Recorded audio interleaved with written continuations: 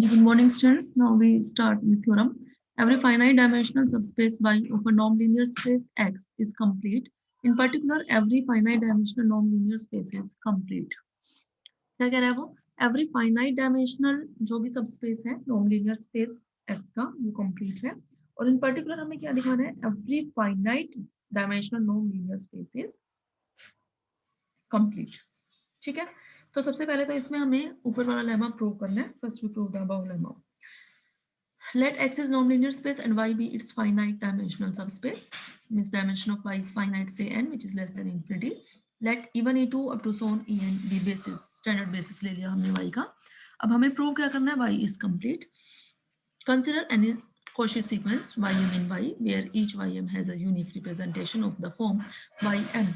कैसे? alpha 1m E1, alpha 2m E2 up to so on alpha nm En, जहाँ E1, E2 up to so on En हमारा क्या है? Standard basis बन रहा है. Now, by definition of Cauchy sequence, for given epsilon greater than 0, there exists a positive integer n such that norm ym minus yr is less than epsilon for all m and r greater than equal to n. That is, इसको reverse sense में लिखा, epsilon is greater than this norm and this is equal to norm ym की हमने यहाँ और yr की हमने यहाँ वैल्यू रख दी जो हमने ऊपर ये डिफाइन किया थी ym in terms of standard basis के terms में. Now applying the lemma, this sum is greater than equal to C summation j varying from 1 to n mod alpha j m minus alpha j r. Now dividing by C, we get summation j varying from 1 to n mod alpha j m minus alpha j r is less than epsilon by C for all m r greater than equal to n. ये हमने just values की है क्योंकि ये जो हमारे पास term आ रही थी ये टर्म हमारी क्या चल रही थी? एप्सिलॉन जो था वो greater than this term and this term is further greater than equal to this term. तो इस c को हमने उधर शिफ्ट कर दिया तो एप्सिलॉन बाय c जो है वो हमारी किससे ग्रेटर चल पड़ी? Summation j varying from 1 to n mod alpha j m minus alpha j r से. इस वाले टर्म को हमने बीच में से हटा दिया है. तो अब ये सम जो है वही हमारा less than epsilon bye c है. तो इसका मतलब हर एक टर्म हमारी less than epsilon bye c है क्योंकि सारी टर्म्स हमारी पॉजिटिव चल रही है. For each fixed j, this means alpha j m where m varying from 1 to infinity is a Cauchy sequence of scalars. अब Cauchy sequence of scalars की है तो मीन्स वो या तो रियल होंगे या फिर वो कॉम्प्लेक्स होंगे. तो मीन्स जो भी हैं r और c के ही एलिमेंट्स हैं और r और c हमारे क्या हैं? कंप्लीट है. कंप्लीट है तो इसका मतलब जो वो Cauchy sequence है वो हमारी कन्वर्ज करेगी इन स्केलर्स की. कन्वर्ज से क्या कह दिया हमने? से वो कन्वर्ज कर रही है अल्फा j को. नाउ डिफाइन बाई y हमने क्या डिफाइन किया? Alpha 1 e1 plus alpha 2 e2 up to so on alpha n e1 en. Clearly y belongs to y. Now consider norm ym minus y. Now this is equal to norm ym की value रखी minus y की हमने value रख दी. इनको हमने combine किया, combine करके हमारे पास ये टर्म आ गई. Now norm summation is less than equal to summation norm.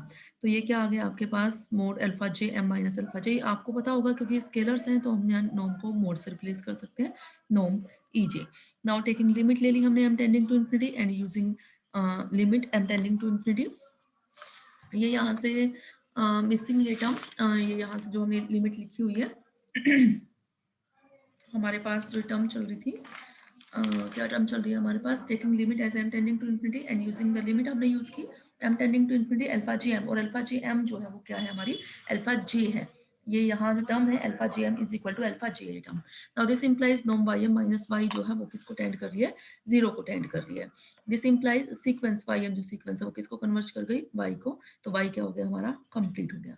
और in particular if x is finite dimensional, अगर एक्स फाइनाइट डायमेंशनल हो जाए then put y is equal to x. तो y क्या बन जाएगा? आपका x ही हो जाएगा. तो we get x is complete. Next result देखो. Every finite dimensional subspace of a non-linear space X is closed in X. In above theorem, we have proved that every finite dimensional subspace of a non-linear space X is complete.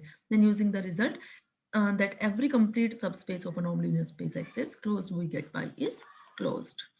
ठीक है. Next remark, in finite dimensional subspace of a non-linear space X need not be closed. कि अगर कोई भी infinite dimensional subspace है non-linear space X का, उसका closed होना जरूरी नहीं है. For this prove नहीं है तो इसके लिए हम एक example देते हैं. For this we give an example that y is equal to c0 1 and let x is equal to c0 1 and y is spanning set of x0 x1 x2 up to so on. y जो है वो इससे span हो रहा है. ठीक है. Where xjt is equal to tj. That is y is the set of all polynomials. y जो है वो इनसे स्पेनिंग सेट है, इसका इनसे स्पेन हो रहा है, इन एलिमेंट्स से स्पेन हो रहा है। और जहां ये एक्स जे टी जो है वो क्या है, हमारे टी जे है। कहने का मतलब अगर हम एक्स जीरो टी लिखें तो T raised power zero, X one T लिखें तो T raised power one, X two T लिखें तो टी स्क्वायर। एक्चुअली में वो क्या आ गई, पोलिनोमियल्स आ गया। y जो हमारा सेट ऑफ पोलिनोमियल्स है, और y जो है वो infinite dimensional subspace of x है, but y is not closed in x। ये इनफाइनाइट डायमेंशनल सबस्पेस तो है x का, लेकिन y जो है वो x में क्लोज्ड नहीं है। नेक्स्ट थ्योरम हम नेक्स्ट लेक्चर में डिस्कस करेंगे।